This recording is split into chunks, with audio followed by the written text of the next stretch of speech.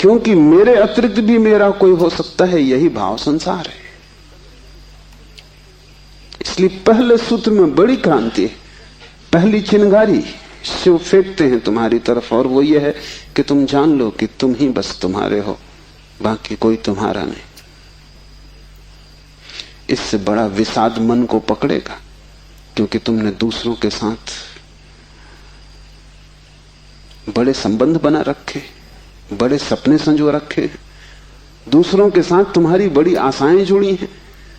मां देख रही है कि बेटा बड़ा होगा, बड़ी आशाएं जुड़ी हैं। बाप देख रहा है कि बेटा बड़ा होगा, बड़ी आशाएं जुड़ी हैं। और इन सारी आशाओं में तुम अपने को खो रहे हो। यही तुम्हारे पिता भी इन्हीं आशाओं को कर करके समाप्त हुए तुम्हारे लिए। तुमसे क्या उन्हें मिला? यही आशाएं कर करके तुम समाप्त हो जाओगे। तुम्हारे बेटे से तुम्हें कुछ मिलेगा ना, और तुम्हारा बेटा भी यही मूर्खता जारी रखेगा, वो अपने बेटों से आशाएं करेगा। नहीं, अपनी तरफ देखो, न तो पीछे न आगे, कोई भी तुम्हारा नहीं है। कोई बेटा तुम्हें नहीं भर सकेगा, कोई संबंध तुम्हारी आत्मा नहीं बन सकता। तुम्हारे अतिरिक्त तुम्हारा कोई मित्र नहीं, लेकिन तब बड़ा डर लगता है, क्योंकि लगता है कि तुम अकेले हो गए। और आदमी इतना भयभीत है कि गली से गुजरता है अकेले में तो भी जोर से गीत गाने लगता है, अपनी ही आवाज सुन के लगता है कि अकेला नहीं। ये तुम अपनी ही आवाज सुन रहे हो। बाप जब बेटे में अपने सपने रचा रहा है तो बेटे की कोई सहमति नहीं है। ये बाप खुद ही अकेले में सीटी बजा रहा है, इसलिए दुखी होगा कल, क्योंकि इसने जिंदगी भर सपने रचाए और ये सोचता है कि बेटा भी यही सपने देख रहा है। ये गलती में, बेटा अपने सपने देखेगा, तुम अपने सपने देख रहे हो, तुम्हारे बाप ने अपने सपने देखे थे, ये कहीं मिलते नहीं। हर बाप दुखी मरता है। क्या कारण होगा? क्योंकि जो जो सपने वो बांधता है वो सभी सपने बिखर जाते हैं। हर आदमी अपने सपने देखने को यहां है, तुम्हारे सपने देखने को नहीं। और तुम्हें अगर चाहिए कि एक आत्म स्थिति उपलब्ध हो जाए, एक तृप्ति मिले, तो तुम सपने किसी और के साथ मत बांधना, अन्यथा तुम भटकोगे। संसार का इतना ही अर्थ है कि तुमने अपने सपनों की नाव दूसरों के साथ बांध रखी। संन्यास का अर्थ है कि तुम जाग गए और तुमने एक बात स्वीकार कर ली, कितनी ही कष्टकर हो, कितनी ही दुखपूर्ण मालूम पड़े प्रथम, और कितना ही संघातक पीड़ा अनुभव हो, कि तुम अकेले हो। सब संग साथ झूठा है। इसका यह अर्थ नहीं कि तुम भाग जाओ हिमालय, क्योंकि जो हिमालय की तरफ भाग रहा है उसे अभी संग साथ सार्थक है, झूठा नहीं हुआ। क्योंकि जो चीज झूठ हो गई उससे भागने में भी कोई सार्थकता नहीं। कोई भी सुबह जाग के भागता तो नहीं कि सपना झूठा है, भागूं इस घर से। सपना झूठा हो गया, बात खत्म हो गई, उसमें भागना क्या है? लेकिन एक आदमी है जो भाग रहा है पत्नी से, बच्चों से। इसका भागना बताता है, इसने सुन लिया होगा कि सपना झूठा है, लेकिन अभी इसे खुद पता नहीं चला। कल तक ये पत्नी की तरफ भागता था, पत्नी की तरफ पीठ करके भागता है, लेकिन दोनों ही अर्थों में पत्नी सार्थक थी।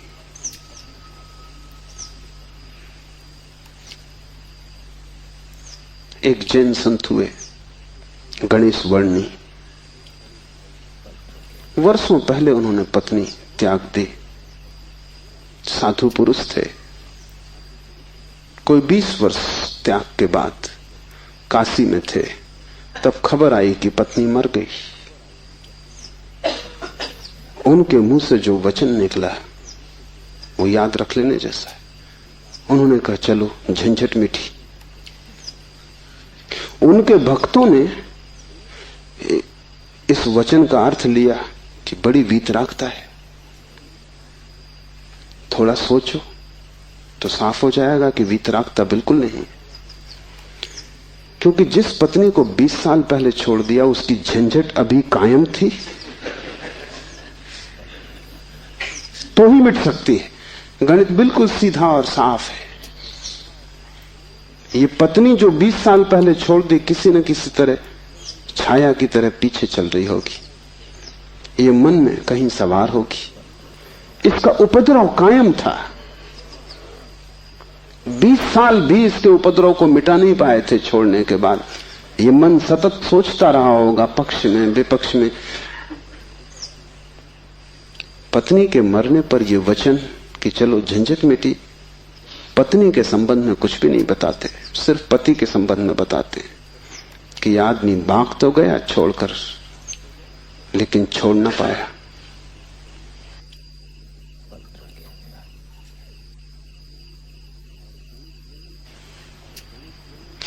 और गणेश वर्णी साधु पुरुष थे, इसलिए थोड़ा सोच लेना, साधु पुरुष भी बड़ी भ्रांति में रह सकते। उनके चरित्र में आचरण में कोई भूल चूक न थी। वे मर्यादा के पुरुष थे, ठीक ठीक नियम से चलते थे। वहां कोई जरा भी दरार नहीं पा सकता, जरा त्रुटि नहीं पा सकता। सब आचरण ठीक था, साधुता पूरी थी। फिर भी भीतर कोई बात चूक गई। हिमालय पहुंच गए, झंझट सांस चली गई। फिर दूसरी बात भी समझ लेने जैसी है, और वो ये कि अगर पत्नी के मरने पर पहला ख्याल ही आया कि झंझट मिटी, तो कहीं जाने अनजाने अचेतन में पत्नी की मृत्यु की आकांक्षा भी छिपी रही होगी। वो जरा गहरा किसी तल पर पत्नी मिट जाए, न हो, समाप्त हो जाए, ये तो हिंसा हो गई। लेकिन एक एक वचन भी अकारण नहीं आता, आसमान से नहीं आता। एक एक वचन भी भीतर से आता। और ऐसे क्षणों में जबकि पत्नी मर गई इसकी खबर आई हो, तुम ठीक ठीक अपने रोजमर्रा के व्यवसायी होश में नहीं होते हो। तब तुमसे जो बात निकलती है वो ज्यादा सही होती। घंटे भर बाद तुम्हें मौका मिल जाएगा, तुम खुद ही सोच समझ के लीप पोता कर लोगे। तुम फिर जो कहोगे वो बात झूठी हो जाएगी। लेकिन तत्क्षण उस क्षण में वर्णी चूक गए। वो जो 20 साल से उन्होंने चारों तरफ साधुता का व्यवस्था कर रखी थी, उस क्षण में भूल गए। जब वर्णी को ऐसा घट सकता है तो तुम्हें तो सहज ही घट सकता है। भागने से कुछ भी ना होगा, भागकर कोई भी कभी भाग नहीं पाया। लेकिन भक्त इसको न देख पाएंगे। उन्होंने तो वर्णी की कथा में इसको बड़े बहुमूल्य वचन की तरह संग्रहित किया है, ये सोच के कि देखो आदमी कैसा वीतराग है। तुम्हें पता भी नहीं हो सकता कि वीतरागता क्या है। तुम राग में जीते हो, तुम्हें विराग समझ में आता है, तुमसे जो विपरीत है वो समझ में आता है। तुम जानते हो कि तुम पत्नी को छोड़ के नहीं जा सकते, और ये आदमी छोड़ के चला गया, ये आदमी तुमसे बड़ा है। ये तुमसे विपरीत है, लेकिन तुमसे भिन्न नहीं। तुम पैर के बल खड़े हो, यह आदमी सिर के बल खड़ा है, लेकिन तुम्हारे मन में और इसके मन में रत्ती भर भी फर्क नहीं। खोज के देखो, तुम सभी सोचते हो कि पत्नी झंझट। तुम एक आध ऐसा पति पा सकते हो जो कहे पत्नी झंझट नहीं। पत्नी के सामने मत पूछना, एकांत में अकेले। मुल्ला नसरुद्दीन ने मुझे कहा है कि मैं भी कभी सुखी था, लेकिन ये मुझे पता ही तब चला जब मैंने विवाह कर लिया, और तब फिर बहुत देर हो चुकी थी। मैं भी कभी सुखी था, ये पता मुझे तब चला जब मैंने विवाह कर लिया, लेकिन तब तक तो बहुत देर हो चुकी थी, सुख हाथ से जा चुका था। पति को गहराई में पूछो तो ऐसा पति खोजना कठिन है जिसने कई बार पत्नी की हत्या करने का विचार न किया हो। सपने न देखे हो कि मार डाला पत्नी को, सुबह उठ के वो भी कहेगा कैसा बेहुदा सपना। लेकिन अचेतन आकांक्षा है। जिससे झंझट पैदा होती है उसे मिटा देने का मन सीधा तर्क है, लेकिन झंझट दूसरे से कभी पैदा होती ही नहीं। पत्नी में अगर कोई उपद्रव होता तो कौन तुम्हें रोकता था? तुम सब भाग गए होते हिमालय। उपद्रव पत्नी में नहीं है, क्योंकि तुम हिमालय जाके फिर पत्नी खोज लोगे। उपद्रव तुम्हारे भीतर है। तुम अकेले नहीं रह सकते, तुम्हें कोई दूसरा चाहिए। अकेले में तुम डरते हो, कोई दूसरा, तब तुम निश्चिंत मालूम पड़ते हो। क्यों? दूसरे की मौजूदगी से आश्वासन मिलता है। दुख में सुख में कोई साथी है, जीवन में मृत्यु में कोई साथी है। लेकिन अकेलापन स्वभाव है। और जिस व्यक्ति ने यह अनुभव कर लिया कि आत्मा ही बस मेरी है, उसने अपने अकेलेपन को अनुभव कर लिया। भागने की कोई भी जरूरत नहीं तो झंझट पीछे चली जाएगी। तुम जहां हो वहीं रहना, रत्ती भर भी बाहर कोई फर्क करने की आवश्यकता नहीं है। लेकिन भीतर तुम अकेले हो जाना, भीतर तुम कैवल्य को अनुभव करना कि मैं अकेला हूं, कोई संगी साथी नहीं। और ये तुम दोहराना मत, क्योंकि दोहराने की कोई जरूरत नहीं कि रोज सुबह बैठ के तुम दोहराओ कि मैं अकेला हूं, कोई संगी साथी नहीं। इससे कुछ भी ना होगा। ये दोहराना तो सिर्फ यही बताएगा कि तुम्हें अभी ख्याल नहीं हुआ। इसे समझना, ये तथ्य है कि तुम अकेले हो। समझने में अड़चन है, वही तपश्चर्या है। तप का अर्थ नहीं है कि तुम धूप में खड़े हो जाओ। आदमी को छोड़ के सभी पशु पक्षी धूप में खड़े, उनमें से कोई भी मोक्ष नहीं चला जा रहा है। और तप का अर्थ ये नहीं है कि तुम भूखे खड़े हो जाओ, अनशन कर लो, उपवास कर दो, क्योंकि आधी दुनिया वैसे ही भूखी मर रही है। कोई उपवास करके मोक्ष नहीं पहुंच जाता है। शरीर को गला दो, जला दो, उससे कुछ हल नहीं है। वो सिर्फ आत्महिंसा है और महानतम पाप है। और सिर्फ मूढ़ उस पाप में उतरते हैं। जिन्हें थोड़ा भी बोध है वो ऐसी नासमझियां ना करेंगे। दूसरे को भूखा मारना अगर गलत है तो खुद को भूखा मारना सही कैसे हो सकता है? दूसरे को सताना अगर हिंसा है तो खुद को सताना अहिंसा कैसे हो सकती है? सताने में हिंसा है, किसको तुम सताते हो इससे क्या फर्क पड़ता है? जो हिम्मतवर है वो दूसरे को सताते हैं, जो कमजोर है वो खुद को सताते हैं। क्योंकि दूसरे को सताने में एक खतरा है, दूसरा बदला लेगा। खुद को सताने में वो खतरा भी नहीं है, कौन बदला लेगा? कमजोर अपने को सताते हैं। तुमने कभी ख्याल किया, अगर पुरुष नाराज हो जाए तो वो पत्नी को पीटता, अगर पत्नी नाराज हो वो खुद को पीटती।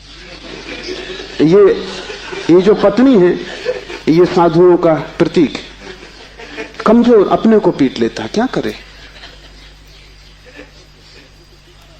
ताकतवर दूसरे को पीटता है, क्योंकि उसमें खतरा तो है ही कि दूसरा क्या करेगा कौन जाने। कमजोर आत्महिंसक हो जाता है और ताकतवर परहिंसक होता है। और धार्मिक वो है जो अहिंसक, न वो दूसरे को सताता है न खुद को सताता है। सताने की बात ही व्यर्थ है। तपश्चर्या का अर्थ है कि तुमने ये सत्य स्वीकार कर लिया कि तुम अकेले हो, कोई उपाय नहीं है संगी साथी का। तुम कितना ही चाहो, कितनी ही आंखें बंद करो, सपने देखो, तुम अकेले ही रहोगे। जन्मों जन्मों से तुमने घर बसाए, परिवार बसाए, मिटाए, लेकिन तुम अकेले ही रहे हो। तुम्हारे अकेलेपन में रत्ती भर फर्क नहीं पड़ता। जिसने ये जान लिया, स्वीकार कर लिया कि मैं अकेला हूं, उसके लिए इंगित है इस सूत्र में चैतन्य आत्मा है, वही तुम्हारा और कोई तुम्हारा नहीं। और दूसरी बात इस सूत्र में है, वो है चैतन्य। आत्मा कोई सिद्धांत नहीं है कि तुम शास्त्र में पढ़ो और मान लो। आत्मा कोई जैसे गुरुत्वाकर्षण का सिद्धांत है, ऐसा कोई सिद्धांत नहीं है। आत्मा एक अनुभव है, सिद्धांत नहीं। और अनुभव है चैतन्य के की तीव्रता का। इसलिए तुम जितने चैतन्य होते जाओगे उतनी ही तुम्हें आत्मा का पता चलेगा। तुम जितने बेहोश होते चले जाओगे उतना ही तुम्हें अपना पता नहीं चलेगा, और तुम करीब करीब बेहोश हो। जो आत्मा को जानना चाहता है उसे किसी दर्शन शास्त्र की जरूरत नहीं है, उसे चैतन्य को जगाने की प्रक्रिया चाहिए, उसे विधि चाहिए जिससे वो ज्यादा चेतन हो जाए। जैसे कि आग को तुम उकसाते हो, राख जम जाती, तुम उकसा देते हो, राख झड़ जाती, अंगारे झलकने लगते। ऐसी तुम्हें कोई प्रक्रिया चाहिए जिससे तुम्हारी राख झड़े और अंगारा चमके, क्योंकि उसी चमक में तुम पहचानोगे कि तुम चैतन्य हो। और जितने तुम चैतन्य हो उतने ही तुम आत्मवान हो। जिस दिन तुम पाओगे कि मैं परम चैतन्य हूं, उस दिन तुम परमात्मा हो। तुम्हारी चेतना की मात्रा ही तुम्हारी आत्मा की मात्रा होगी। लेकिन अभी तुम करीब करीब बेहोश हो, अभी करीब करीब तुम जैसे शराब पिए हो। अभी तुम चल रहे हो, उठ रहे हो, काम कर रहे हो, लेकिन जैसे नींद में। होश तुम्हें नहीं है। कभी तुमने ख्याल किया किताब पढ़ते वक्त तुम पूरा पेज पढ़ जाते हो, तब तुम्हें ख्याल आता है, अरे मैं पूरा पेज पढ़ भी गया और एक शब्द याद नहीं। तुमने कैसे पढ़ा होगा पूरा पेज? तुम पढ़ सकते हो सोए सोए, मन कहीं और रहा होगा, तुम पढ़ गए, तब तुम्हें होश पता चला कि ये तो पूरा पेज व्यर्थ गया।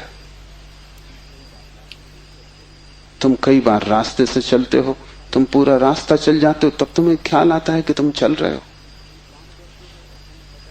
तुम काम करते हो और तुम्हें पता नहीं चलता कि तुम कर रहे हो। तुम बेहोशी में जी रहे हो और चैतन्य आत्मा है। और तुम पूछते हो क्या आत्मा है? तुम चाहते हो कोई प्रमाण दे, तुम चाहते हो कोई सिद्ध करे, कोई तर्क से तुम्हें समझा दे तो तुम भी मान लो, नहीं तो तुम नास्तिक हो जाओगे। नास्तिकता बेहोशी का सहज परिणाम है, आस्तिकता होश का फल। जितना तुम्हारा होश बढ़ेगा तो जरूरत नहीं है कि तुम मानो कि आत्मा है, क्योंकि कई ना समझ मान रहे हैं, उससे कुछ हल नहीं होता। इस मुल्क में तो सभी मानते हैं कि आत्मा है, लेकिन इससे क्या फर्क पड़ता है? तुम्हारे जीवन में कोई क्रांति इससे आती नहीं।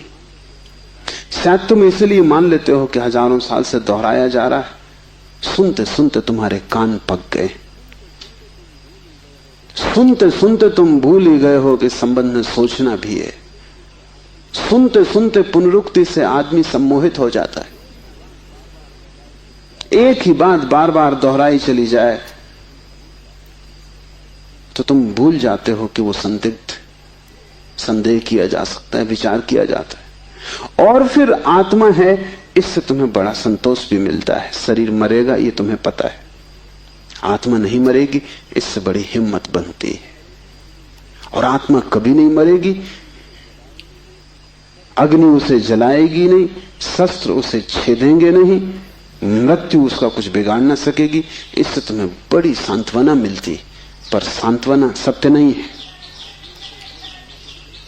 आत्मा को कोई न तो स्वीकार कर सकता है सिद्धांत की तरह, और न पुनरुक्ति की तरह कोई सम्मोहित हो सकता है। आत्मा को तो केवल वही लोग जान पाते हैं जो चैतन्य को बढ़ाते हैं। इस तरह जियो कि तुम पर राख इकट्ठी ना हो, इस तरह जियो कि तुम्हारे भीतर का अंगारा जलता रहे, प्रकाशित हो।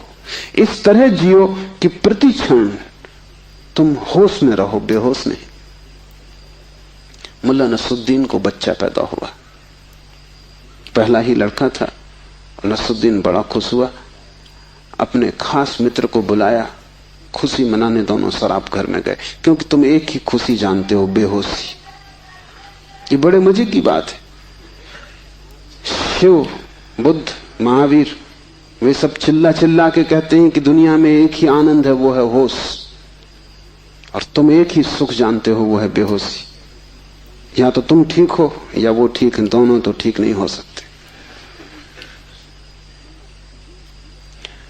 मुल्ला नसरुद्दीन सीधा शराब घर गया, बजाय अस्पताल जाने के पहले बेटे को देखता। उसने कहा कि पहले जरा आनंद कर लें, कितने दिनों का सपना पूरा हुआ। डट के दोनों पी गए। जब दोनों पी के पहुंचे अस्पताल और कांच की खिड़की में से बेटे को देखा तो मुल्ला रोने लगा। उसने अपने मित्र से कहा, पहली तो बात मेरे जैसा मालूम नहीं होता। अपना उन्हें पता नहीं है, अभी खुद की शक्ल भी वो पहचान ना सकेंगे, लेकिन मेरा जैसा नहीं मालूम होता। और दूसरी बात, बड़ा छोटा दिखाई पड़ता है। इतने छोटे बच्चे को लेकर करेंगे भी क्या? ये बचेगा? मित्र ने कहा, मत घबराओ, जब मैं पैदा हुआ था तो मैं भी 3 ही पाउंड का था। नसरुद्दीन ने कहा, फिर तुम बचे?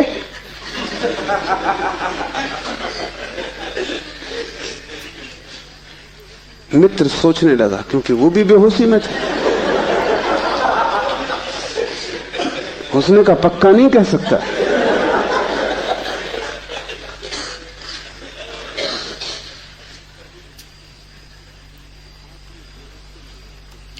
आदमी बेहोशी में है, उसके जीवन का सारा परिप्रेक्ष्य, उसकी सारी दृष्टि उसकी बेहोशी से भर जाती, सब धुआं धुआं हो जाता। तुम कुछ भी ठीक से नहीं देख पाते और तुम एक ही सुख जानते हो कि जब तुम अपने को भूल जाते हो, चाहे सिनेमा हो, चाहे संगीत हो, चाहे सेक्स हो, जहां भी तुम अपने को भूल जाते हो वहीं तुम कहते हो बड़ा सुख आए। भूलने को तुम सुख कहते हो, विस्मरण को? कारण है, क्योंकि जब भी तुम होश से भरते हो तुम सिवाय दुख के अपने जीवन में कुछ भी नहीं पाते।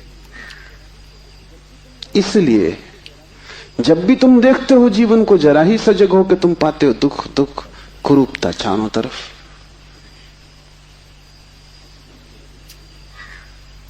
एक मेरे मित्र अविवाहित ही रह गए, उनसे मैंने पूछा कि क्या हुआ, कैसे चूक गए? तो उन्होंने कहा कि बड़ी अड़चन आई। जिस स्त्री को मैं प्रेम करता था, जब मैं शराब पी लेता तब वो मुझे सुंदर मालूम पड़ती, तब मैं शादी करने को राजी, लेकिन तब वो राजी नहीं। और जब मैं होश में होता तब मैं राजी नहीं, तब वो राजी होती थी। इसलिए चूक गए, कोई उपाय ना हुआ, मेल ना हो सका।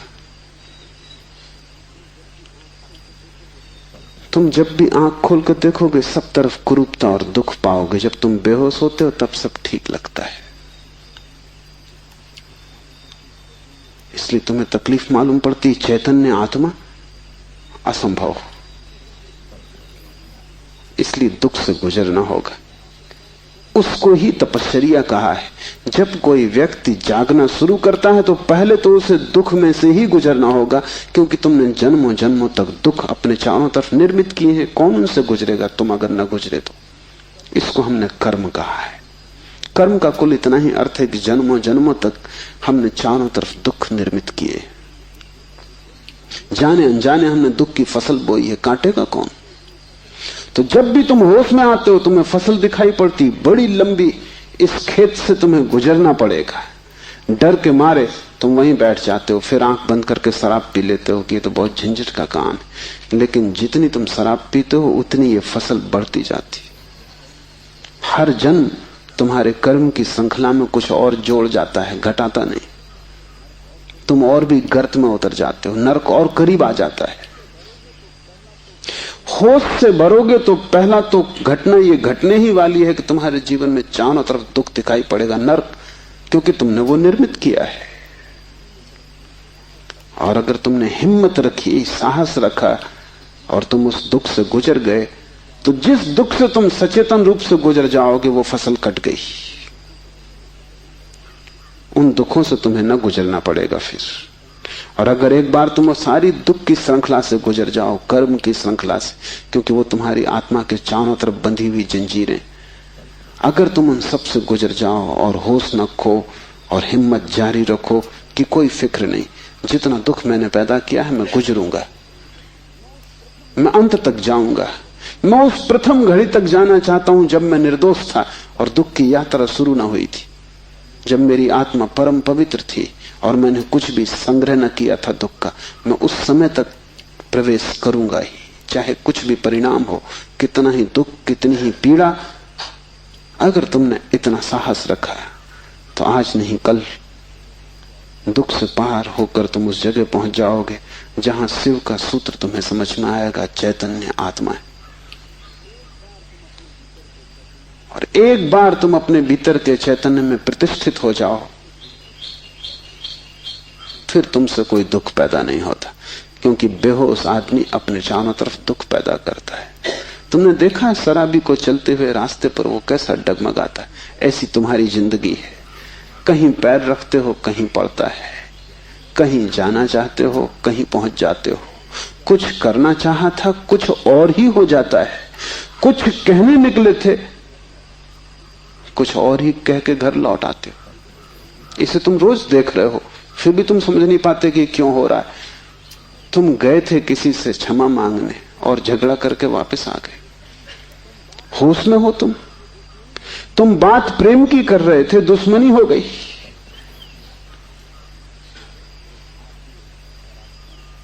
एक आदमी शराब पिए आकाश की तरफ देखता हुआ चला जा रहा था।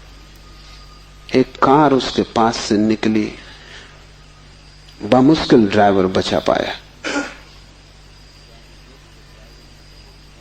गाड़ी रोक के ड्राइवर ने कहा, महानुभाव, अगर आप नहीं देखते वहां जहां आप जा रहे हैं तो फिर आप वहीं चले जाएंगे जहां आप देख रहे हैं।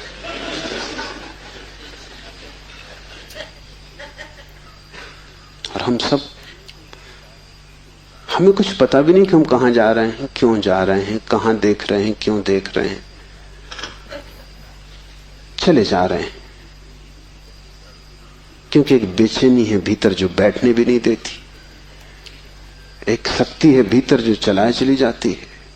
फिर हम जो भी करते वो सबके उल्टे परिणाम आते हैं। लोग मेरे पास आते हैं, वो कहते हैं हमने बदी तो कभी की नहीं, नेकी की और फल बदी मिल रहा है। ऐसा हो नहीं सकता कि तुम नेकी करो फल में बदी मिले। ऐसा हो नहीं सकता कि तुम आम के बीज बो और नीम के फल लगे। ऐसा हो नहीं सकता। इतना ही हो सकता है कि तुम ऐसे बेहोशी में बोए होगे, बोए तुमने नीम के ही फल, तुम होश में न थे, क्योंकि वृक्ष थोड़ी झूठ बोलेगा। तुम ही कहीं बोते वक्त भूल में पड़े होगे। तुम जब नेकी भी करते हो तब भी तुम्हारा नेकी करने का मन नहीं होता। तुम सच भी बोलते हो तो तुम दूसरे को चोट पहुंचाने के लिए सच बोलते हो।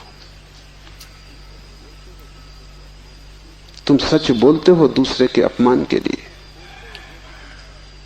तुम सच बोलते हो जैसे तुम सच का उपयोग एक घातक हथियार की तरह कर रहे हो। तुम्हारे सत्य कड़वे होते, सत्य के कड़वे होने की कोई भी जरूरत नहीं, लेकिन मजा तुम्हें कड़वेपन में है, सत्य में तुम्हें मजा भी नहीं। तुम्हारा झूठ सदा मीठा होता है, तुम्हारा सत्य सदा कड़वा होता है। बात क्या है? क्या कड़वापन सत्य का स्वभाव है? क्या मिठास झूठ का हिस्सा है? नहीं। झूठ को तुम चलाना चाहते हो, तुम उसे मीठा बनाते हो, क्योंकि अगर वो मीठा ना होगा तो चलेगा नहीं। एक तो झूठ चलना मुश्किल, मिठास के सहारे ही चलेगा। जैसे कड़वी दवा की गोली पर हम मीठी परत चढ़ा देते, बच्चा मीठी गोली समझ के खा लेता है, और जब तक कड़वेपन का पता चलता है तब तक गोली भीतर जा चुकी है। तुम झूठ को मीठा बनाते हो क्योंकि तुम झूठ चलाना चाहते हो। तुम सत्य को कड़वा बनाते हो क्योंकि सत्य से तुम केवल चोट करना चाहते हो, उसको चलाना नहीं चाहते। तुम सत्य बोलते ही तब हो जब तुम सत्य का इस तरह उपयोग कर सको कि वो झूठ से बदतर साबित हो, तभी तुम बोलते हो। तुम बेहोश हो, तुम्हारे कृत्यों का तुम्हें कुछ पता नहीं है कि तुम क्या कर रहे हो। इसे थोड़ा होशपूर्वक देखना शुरू करो। जो तुम बोलना चाहते हो वही बोले, या तुम कुछ और बोल गए? क्या तुमने यही सोचा था बोलने के लिए जो तुम बोले? मार्क ट्वेन लौटता था एक रात, उसकी पत्नी ने पूछा, घर आया तो पत्नी ने पूछा कैसा रहा व्याख्यान? वो व्याख्यान देने गया था। उसने कहा कौन सा व्याख्यान? जो मैंने तैयार किया था वो, या जो मैंने वहां दिया वो, या जो मैं चाहता था कि देता वो? कौन सा व्याख्यान? एक तो आदमी तैयार करता है और एक आदमी फिर जो देता है, उसमें बड़ा फर्क है। और फिर एक जो घर लौटते वक्त तो सोचता है दिया होता है। वो तीनों अलग अलग हैं। होश में हो। सब निशाने तुम्हारे चूक जाते हैं। तुम्हारी जिंदगी में कभी भी कोई निशाना लगा? आंख बंद करके भी आदमी तीर चलाता रहे तो कभी ना कभी निशाना लगेगा। मैंने सुना है कि अगर बंद घड़ी भी दीवार पर टंगी रहे तो 24 घंटे में 2 बार सही समय बताएगी। तुम्हारी जिंदगी में ऐसा भी नहीं आया कि 2 बार भी तुमने सही समय बताया होता। तुम बंद घड़ी से गए बीते। अंधेरे में भी आदमी तीर चलाता रहे तो कभी ना कभी निशान पे लग जाएगा। तुम खुली आंख से होश में प्रकाश में तीर चलाते हो, कभी निशाने पे नहीं लगता। क्या बात होगी? मुल्ला नसरुद्दीन को बड़ा शौक था हिरन की शिकार करने का। तीसरी बार जब वो शिकार करने जंगल पहुंचा और जंगल के विश्राम गृह में उसने अपना सामान रखा और तैयारी की, और जब सूटकेस खोला तो उसमें एक बड़ी फोटो रखी थी और पत्नी ने उस फोटो के नीचे लिखा था, मुल्ला हिरन इस तरह का होता है। उन्हें शिकार का शौक था लेकिन हिरन का पता नहीं था। तुम कुछ भी मार मूर के घर आ जाओगे, हिरन ठीक से फोटो देख लेना। तुम सब जगह चूक गए हो। वही तुम्हारे जीवन का दुख है। और चूकने का कुल कारण है कि तुम होश में नहीं हो। इसलिए जो भी करो होशपूर्वक करो। उठो तो भी होशपूर्वक, चलो तो भी होशपूर्वक। महावीर ने कहा है विवेक से चलो, विवेक से बैठो, विवेक से भोजन करो, विवेक से बोलो, विवेक से सो तक। महावीर से कोई पूछता है कि साधु कौन, तो महावीर ने कहा जो अमूर्छित है। और असाधु कौन, तो महावीर ने कहा जो मूर्छित है, जो सोया सोया जी रहा है वो असाधु, जो जागा जागा जी रहा है वो साधु। यही शिव कह रहे हैं, चैतन्य आत्मा। चैतन्य को बढ़ाओ।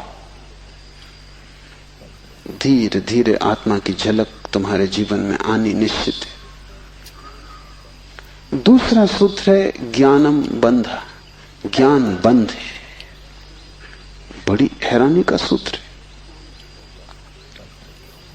ज्ञान के बहुत अर्थ हैं। एक तो जब तक तुम इस ज्ञान से भरे हो कि मैं हूं, तब तक तुम अज्ञान में रहोगे, क्योंकि मैं अज्ञान है, अहंकार अज्ञान है। जिस दिन तुम आत्मा से भरोगे उस दिन हूंपन तो रहेगा, मैंपन नहीं रहेगा। मैं हूं, इसमें से मैं तो कट जाएगा, सिर्फ हूं रहेगा। इसे थोड़ा प्रयोग करके देखो। कभी किसी वृक्ष के नीचे शांत बैठकर खोजो कि तुम्हारे भीतर मैं कहां है। तुम कहीं भी ना पाओगे। हूं तो तुम सब जगह पाओगे, मैं तुम कहीं भी ना पाओगे। सब जगह तुम्हें अस्तित्व मिलेगा, लेकिन अस्तित्व के साथ अहंकार तुम्हें कहीं भी ना मिलेगा। अहंकार तुम्हारी निर्मिति है, वो तुम्हारा बनाया हुआ है, वो झूठा है, वो असत्य है, उससे ज्यादा अप्रामाणिक और कुछ भी नहीं। वो काम चलाऊ है, उसकी संसार में जरूरत है, लेकिन उसकी सत्य में कहीं भी कोई स्थान नहीं। तो एक तो मैं हूं, ये ज्ञान बंध का कारण है। मेरा बोध हूपन का बोध नहीं। हूपन का बोध तो शुद्ध है, उसमें कोई सीमा नहीं है। जब तुम कहते हो हूं, तो तुम्हारे हूं में और वृक्ष के हूं में कोई फर्क होगा? तुम्हारे हूं में और मेरे हूं में कोई फर्क होगा? जब तुम सिर्फ हो तो नदियां, पहाड़, वृक्ष सभी एक हो गए। जैसे ही मैंने कहा मैं, वैसे ही मैं अलग हुआ। जैसे ही मैंने कहा मैं, वैसे ही तुम टूट गए, पर हो गए, अस्तित्व से मैं पृथक हो गया। हूंपन ब्रह्म है और मैं मनुष्य की अज्ञान दशा है। जब तुम जानते हो कि सिर्फ हूं, तब तुम्हारे भीतर केंद्र नहीं होता, तब सारा अस्तित्व एक हो जाता है। तब तुम उस लहर की तरह हो जो सागर में खो गई। अभी तुम उस लहर की तरह हो जो जम के बर्फ हो गई है, सागर से टूट गई है। ज्ञानम बंधा, पहला तो ज्ञान बंध है, इस बात का ज्ञान कि मैं हूं। दूसरा ज्ञान बंध है वो सब ज्ञान जो तुम बाहर से इकट्ठा कर लिए हो, जो तुमने शास्त्रों से चुराया है, जो तुमने सद्गुरुओं से उधार लिया है, जो तुम्हारी स्मृति है, वो सब बंधन है। उससे तुम्हें मुक्ति ना मिलेगी। इसलिए तुम पंडित से ज्यादा बंधा हुआ आदमी ना पाओगे। मेरे पास सब तरह के लोग आते, सब तरह के मरीज, उसमें पंडित से ज्यादा कैंसर ग्रस्त कोई भी नहीं। उसका इलाज नहीं, वो ला इलाज है। उसकी तकलीफ यह है कि वो जानता है, इसलिए न वो सुन सकता न वो समझ सकता। तुम उससे कुछ बोलो, इसके पहले कि तुम बोलो उसने उसका अर्थ कर लिया है। इसके पहले कि वो तुम्हें सुने उसने व्याख्या निकाल ली। शब्दों से भरा हुआ चित्त जानने में असमर्थ हो जाता है। वो इतना ज्यादा जानता है बिना कुछ जाने, क्योंकि सब जाना हुआ उधार है। शास्त्र से अगर ज्ञान मिलता होता तो सभी के पास शास्त्र है, ज्ञान सभी को मिल गया होता। ज्ञान तो तब मिलता है जब कोई निशब्द हो जाता है, जब वो सभी शास्त्रों को विसर्जित कर देता है, जब वो उस सब ज्ञान को जो दूसरों से मिला है वापस लौटा देता है जगत को, जब वो उसे खोजता है जो मेरा मूल अस्तित्व है, जो मुझे दूसरे से नहीं मिला। इसे थोड़ा समझो, तुम्हारा शरीर तुम्हें मां और पिता से मिला है। तुम्हारे शरीर में तुम्हारा कुछ भी नहीं है। आधा तुम्हारी मां का दान है, आधे तुम्हारे पिता का दान है।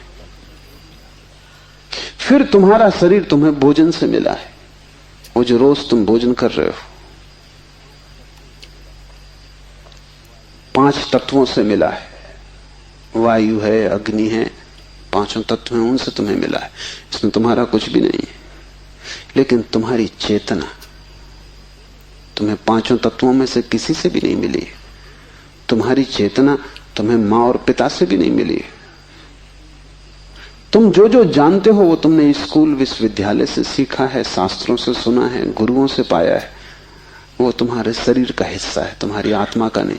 तुम्हारी आत्मा तो वही है जो तुम्हें किसी से भी नहीं मिली। जब तक तुम उस शुद्ध तत्व को न खोज लोगे जो निपट तुम्हारा है, जो तुम्हें किसी से भी नहीं मिला है, न मां ने दिया, न पिता ने, न समाज ने, न गुरु ने, न शास्त्र ने, वही तुम्हारा स्वभाव है। ज्ञान बंद है क्योंकि वो तुम्हें इस स्वभाव तक न पहुंचने देगा। ज्ञान ने ही तुम्हें बांटा है। तुम कहते हो मैं हिंदू, तुमने कभी सोचा कि तुम हिंदू क्यों हो?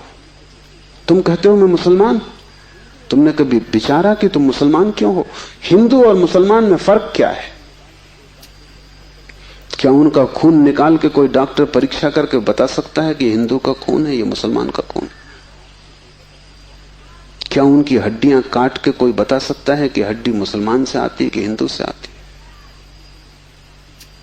कोई उपाय नहीं। शरीर की जांच से कुछ भी पता न चलेगा, क्योंकि दोनों के शरीर 5 तत्वों से बनते हैं। लेकिन अगर उनकी खोपड़ी की जांच करो तो पता चल जाएगा कि कौन हिंदू है कौन मुसलमान है, क्योंकि दोनों के शास्त्र अलग, दोनों के सिद्धांत अलग, दोनों के शब्द अलग। शब्दों का भेद है तुम्हारे बीच। तुम हिंदू हो क्योंकि तुम्हें एक तरह का ज्ञान मिला जिसका नाम हिंदू, दूसरा जैन है क्योंकि उसे दूसरे तरह का ज्ञान मिला जिसका नाम जैन। तुम्हारे बीच जितने फासले हैं, दीवालें हैं, वो ज्ञान की दीवालें, और सब ज्ञान उधार। तुम एक मुसलमान बच्चे को हिंदू के घर में रख दो, वो हिंदू की तरह बड़ा होगा, वो ब्राह्मण की तरह जनेऊ धारण करेगा, वो उपनिषद और वेद के वचन उद्धृत करेगा। और तुम एक हिंदू के बच्चे को मुसलमान के घर रख दो, वो कुरान की आयत दोहराएगा।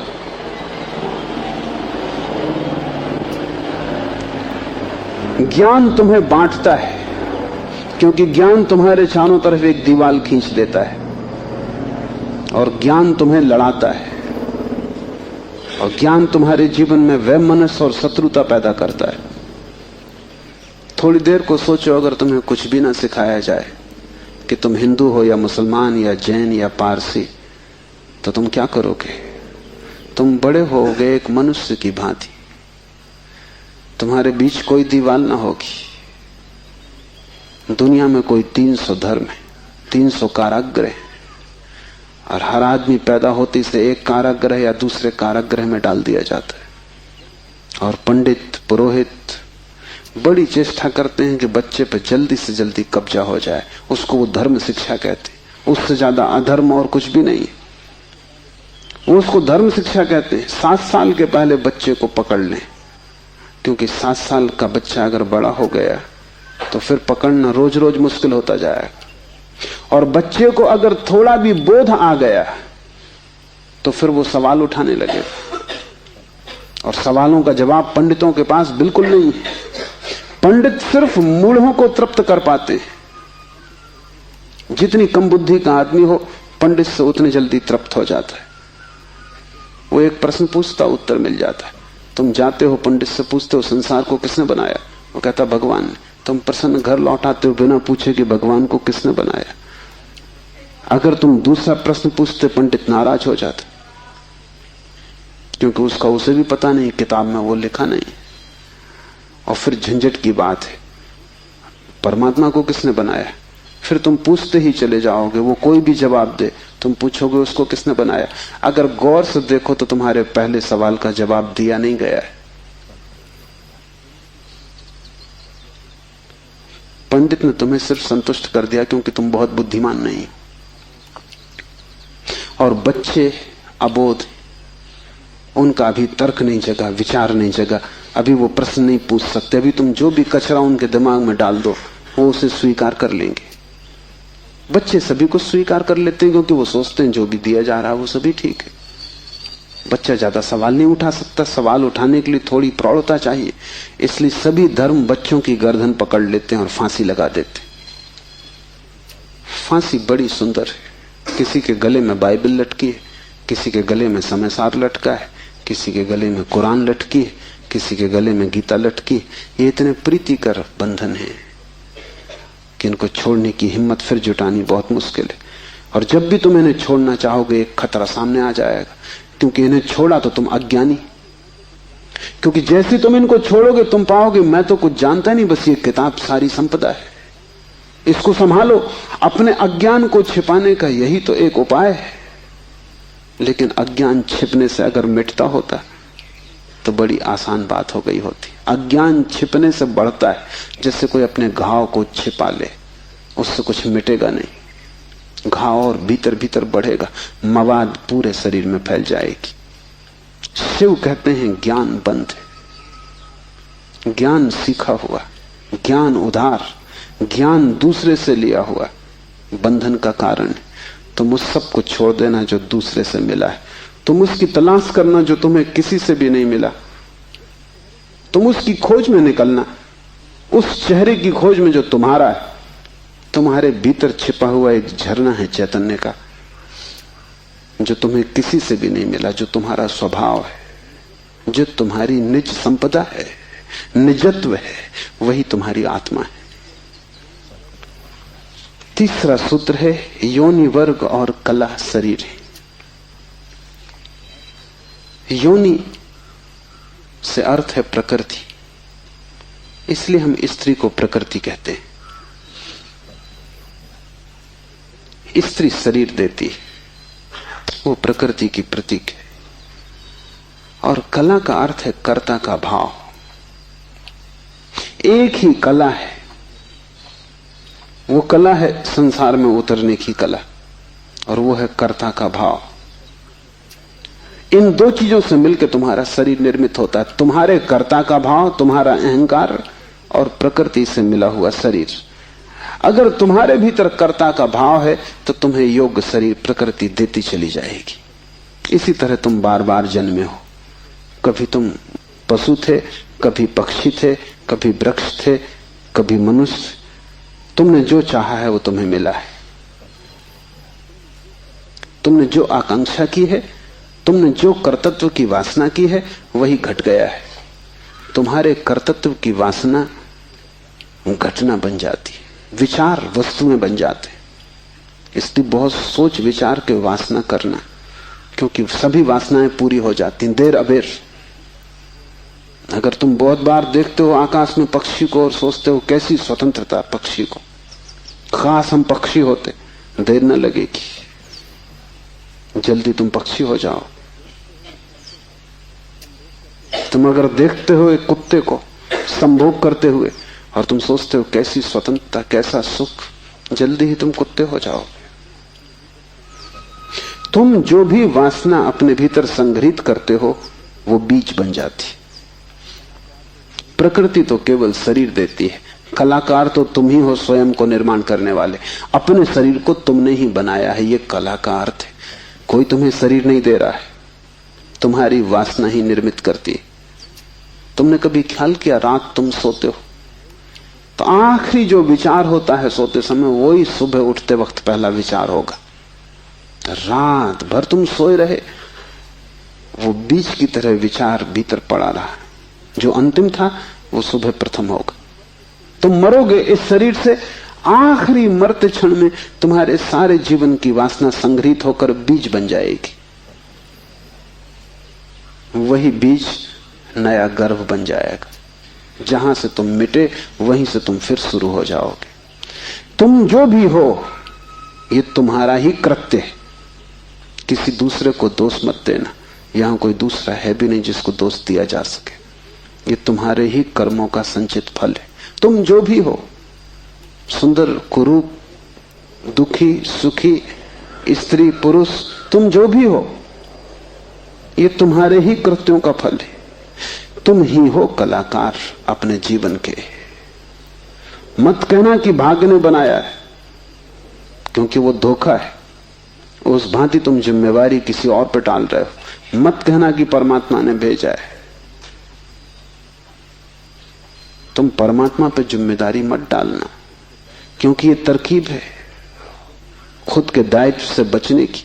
इस कारागृह में तुम अपने ही कारण हो। जो व्यक्ति इस बात को ठीक से समझ लेता है कि अपने ही कारण में यहां हूं, उसके जीवन में क्रांति शुरू हो जाती। शिव कह रहे हैं योनि वर्ग और कला शरीर है। प्रकृति तो सिर्फ योनि है, वो तो सिर्फ गर्भ है।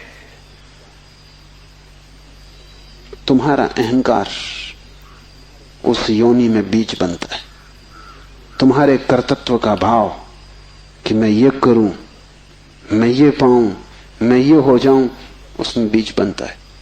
और जहां भी तुम्हारे कर्तृत्व की कला और प्रकृति की योनि का मिलन होता है, शरीर निर्मित हो जाता है। इसलिए बुद्ध पुरुष कहते हैं सभी वासनाओं को छोड़ दो, तभी तुम मुक्त हो सकोगे। तुमने अगर स्वर्ग की वासना की तो तुम देवता हो जाओगे, लेकिन वो भी मुक्ति ना होगी, क्योंकि वासनाओं से कभी भी अशरीर की स्थिति पैदा नहीं होती। सभी वासनाओं से शरीर निर्मित होते हैं। जब तक तुम निर्वासना को उपलब्ध नहीं हो, जब तक तृष्णा तुमने पूरी ही नहीं छोड़ दी, तब तक तुम नए शरीरों में भटकते रहोगे। और शरीर के ढंग अलग हों, शरीर की मौलिक स्थिति एक ही जैसी है। शरीर के दुख समान है, चाहे पक्षी का शरीर हो चाहे आदमी का शरीर हो, दुखों में कोई भेद नहीं है। क्योंकि मौलिक दुख है आत्मा का शरीर में बंध जाना, मौलिक दुख है कारागृह में प्रविष्ट हो जाना। फिर कारागृह की दीवारें वर्तुलाकार हैं कि त्रिकोण हैं कि चौकोन हैं, उससे कोई हल नहीं होता, उससे कुछ फर्क नहीं पड़ता है। तुम भला सोचते हो फर्क पड़ता है। एक मेरे मित्र हैं, ड्राइंग के शिक्षक हैं, उन्हें जेल हो गई, लौटे 3 साल बाद। तो मैंने उनसे पूछा कैसे रहे दिन, कैसे कटे दिन। उन्होंने कहा और तो सब ठीक था, लेकिन मेरी कोठरी के कोने 90 कोण के नहीं थे। वो ड्राइंग के शिक्षक हैं, उनकी बुद्धि वो 90 कोण के नहीं थे कोठरी के कोने। उनकी असली तकलीफ 3 साल यही रही, क्योंकि उसी कोठरी में रहना और बार बार देखना वो कोना वो 90 कोण का नहीं। तो जो बात उन्होंने मुझसे कही वो ये कि तो और तो सब ठीक था, बाकी कुछ अड़चन ना थी, लेकिन कोने ठीक 90 के नहीं थे। कोने 90 के हों कि 90 के ना हो, इससे क्या बुनियादी फर्क पड़ेगा। कारागृह कारागृह, पक्षी का शरीर के आदमी का बहुत फर्क नहीं पड़ता। बंद तुम हो गए वही दुख है, बंध गए तुम वही दुख। वासना बांधती, वासना है रज्जु जिससे हम बंधते हैं। और ध्यान रखना तुम्हारे अतिरिक्त और कोई जिम्मेवार नहीं है। उद्धमो भैरवा, चौथा सूत्र है उद्धम ही भैरव है। उद्धम उस आध्यात्मिक प्रयास को कहते हैं जिससे तुम इस कारागृह के बाहर होने की चेष्टा करते हो। भैरव शब्द पारिभाषिक है। भा का अर्थ है भरण, रा का अर्थ है रवण, वा का अर्थ है वमन। भरण का अर्थ है धारण, रवण का अर्थ है संहार और वमन का अर्थ है फैलाना। भैरव का अर्थ है ब्रह्म, जो धारण किए है, जो संभाले है, जिसमें हम पैदा होंगे और जिसमें हम मिटेंगे, जो विस्तार है और जो ही संकोच बनेगा, जो सृष्टि का उद्भव है और जिसमें प्रलय होगा।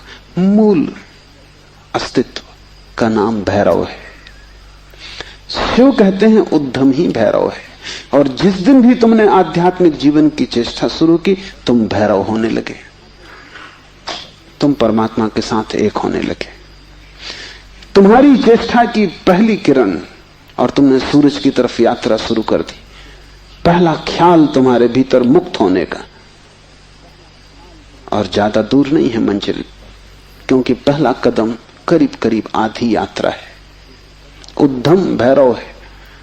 पाओगे देर लगेगी, मंजिल पहुंचने में समय लगेगा, लेकिन तुमने चेष्टा शुरू की और तुम्हारे भीतर बीज आरोपित हो गया कि मैं उठूं इस कारागृह के बाहर, मैं जाऊं शरीर से मुक्त हूं, मैं हटूं वासना से, मैं अब और बीज न बोऊं इस संसार को बढ़ाने के, मैं और जन्मों की आकांक्षा न करूं। तुम्हारे भीतर जैसे ही ये भाव सघन होना शुरू हुआ कि अब मैं मूर्छा को तोड़ूं और चैतन्य बनूं, वैसे ही तुम भैरव होने लगे, वैसे ही तुम ब्रह्म के साथ एक होने लगे। क्योंकि वस्तुतः तो तुम एक हो ही, सिर्फ तुम्हें स्मरण आ जाए। मूलतः तो तुम एक हो ही, तुम उसी सागर के झरने हो, तुम उसी सूरज की किरण हो, तुम उसी महाआकाश के एक छोटे से खंड हो। पर तुम्हें स्मरण आना शुरू हो जाए और दीवारें विसर्जित होने लगे तो तुम उस महाआकाश के साथ एक हो जाओगे। उद्धम भैरव है। बड़ी सघन चेष्टा करनी जरूरी है, क्योंकि नींद गहरी है। तोड़ोगे सतत तो ही टूट पाएगी, आलस्य करोगे संभव नहीं होगा। आज तोड़ोगे, कल फिर बना लोगे, तो फिर भटकते रहोगे। एक हाथ से तोड़ोगे, दूसरे से बनाते जाओगे, तो श्रम व्यर्थ होगा। उद्यम का अर्थ है तुम्हारी पूरी चेष्टा संलग्न हो जाए। लोग मेरे पास आते हैं, वो कहते हैं हम करते हैं लेकिन कुछ हो नहीं रहा, और मैं उनकी शक्ल देखता हूं, वो करते हैं ही नहीं, या ऐसा मरे मरे करते हैं जैसे मक्खियां उड़ा रहे हैं। उनके करने में कोई प्राण नहीं है, इसलिए नहीं होता। लेकिन वो आते ऐसे हैं जैसे कि वो परमात्मा पर कोई बड़ी कृपा कर रहे हैं कि करते हैं और नहीं हो रहा, तो शिकायत लेके आए कि कहीं कुछ गड़बड़ हो रही, कहीं कोई अन्याय हो रहा है, कि दूसरों को हो रहा है, हमें नहीं हो रहा। इस जगत में अन्याय होता ही नहीं। इस जगत में जो भी होता है न्याय है, क्योंकि यहां कोई आदमी नहीं बैठा है न्याय अन्याय करने को। जगत में तो नियम है, उन्हीं नियमों का नाम धर्म है। तुम अगर इस क्षेत्र से चले गिरोगे, टांग टूट जाएगी, तो तुम जाके अदालत में ये नहीं कहोगे कि गुरुत्वाकर्षण के कानून पर एक मुकदमा चलाता हूं, तो अदालत कहेगी तुम तिरछे मत चलते। गुरुत्वाकर्षण तुम्हें गिराने में उत्सुक नहीं है, न तुम्हें संभालने में उत्सुक है।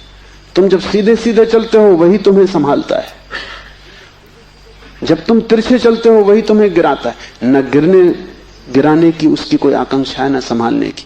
तटस्थ है जगत का नियम। उस तटस्थ नियम का नाम धर्म है। उसको हिंदुओं ने रित कहा है। वो परम नियम है। वो तुम्हारी तरफ पक्षपात नहीं करता कि किसी को गिरा दे, किसी को उठा दे। तुम जैसे ही ठीक चलने लगते हो वो तुम्हें संभालता है।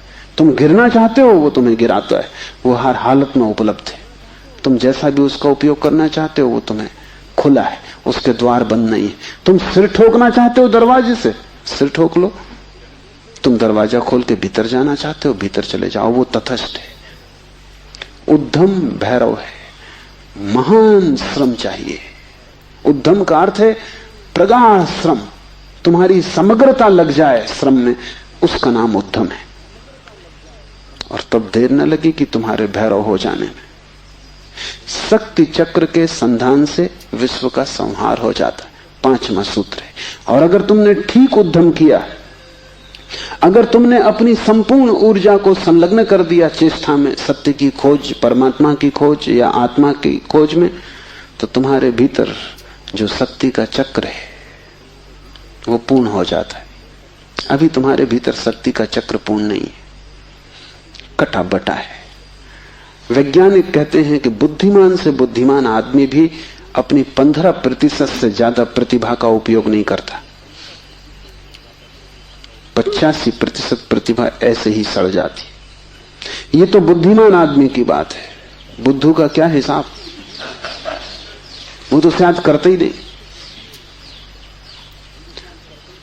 हम अपने शरीर की भी ऊर्जा का पूरा उपयोग नहीं करते, 5% ज्यादा से ज्यादा। तो अगर हम मंदे मंदे जीते, अगर हमारा दिया टिमटिमाता टिमटिमाता लगता है, तो कसूर किसका है? तुम जीते ही नहीं पूरी तरह। जैसे तुम जीने से भी भयभीत हो कि लपट कहीं जोर से ना आ जाए। तुम डरे डरे हो, तुम कपते कपते जीते हो। तो फिर शक्ति का जो चक्र है तुम्हारे भीतर वो पूरा नहीं हो पाता। तो तुम्हारी गाड़ी ऐसे चलती जैसे कभी कार को तुमने देखा हो, पेट्रोल कभी आता कभी नहीं आता, कभी कचरा आता, तो कार ऐसे चलती जैसे हिचकी खा रही हो। बस ऐसा तुम्हारा जीवन है, हिचकी खाते तुम चलते हो। जरा जरा सी शक्ति के खंड खंड आते हैं, अखंड शक्ति नहीं हो पाती। जिस चीज में भी तुम अपनी पूरी शक्ति लगा दोगे, वो कोई भी हो चीज, अगर तुम चित्र बनाते हो और चित्रकार हो और तुमने अपनी पूरी शक्ति को चित्र बनाने में लगा दिया, पूरी कि रत्ती भर बाकी ना बची, तो तुम वहीं से मुक्त हो जाओगे, क्योंकि वही उद्यम पूर्ण होते ही भैरव हो जाता है। अगर तुम एक मूर्तिकार हो, तुमने सब कुछ मूर्ति में समाहित कर दिया कि मूर्ति बनाते समय तुम ना बचे, बस मूर्ति ही बची, तो शक्ति का चक्र पूरा हो जाता है। जब तुम पूरी शक्ति को निमज्जित करते हो किसी भी कृत्य में, वही ध्यान हो जाता है। भैरव निकट, मंदिर पास आ गया। 5वां सूत्र है, शक्ति चक्र के संधान से विश्व का संहार हो जाता है। और जब भी तुम्हारी शक्ति का चक्र पूरा होता है, टोटल, समग्र, अंश अंश नहीं, पूर्ण, उसी क्षण तुम्हारे लिए विश्व समाप्त हो गया। तुम्हारे लिए फिर कोई संसार नहीं, तुम परमात्मा हो गए, तुम भैरव हो गए, तुम मुक्त हो। फिर तुम्हारे लिए न कोई बंधन है, न कोई शरीर है, न कोई संसार है। पूर्ण शक्ति का प्रयोग स्मरण रखना। इस समाधि साधना शिविर में अगर तुमने पूरी शक्ति को लगाया, ऐसे ही ऊपर ऊपर नहीं ध्यान किए, पूरी शक्ति लगा दी, तो तुम अनुभव करोगे कि जिस क्षण शक्ति पूरी लग जाएगी, उसी क्षण, फिर क्षण भर की देर नहीं लगती, अचानक संसार खो जाता है, परमात्मा सामने आ जाता है। तुम्हारी शक्ति का पूरा लग जाना ही तुम्हारे जीवन की क्रांति हो जाती। फिर संसार की तरफ पीठ, परमात्मा की तरफ मुंह हो जाता है। इसकी तुम्हें एक झलक भी मिल जाए तो फिर तुम वही ना हो सकोगे जो तुम पहले थे। उसकी एक झलक काफी, फिर तुम्हारा जीवन उसी यात्रा में संलग्न हो जाए। तो ध्यान रखना, यहां पूरा अपने को डुबाना तो ही कुछ हो सकेगा। अगर तुमने थोड़ा भी अपने को बचाया तो तुम्हारा श्रम व्यर्थ है। जब तक श्रम उद्यम ना बन जाए, पूर्ण टोटल एफर्ट ना बन जाए, तब तक भैरव की उपलब्धि नहीं। आज इतना ही।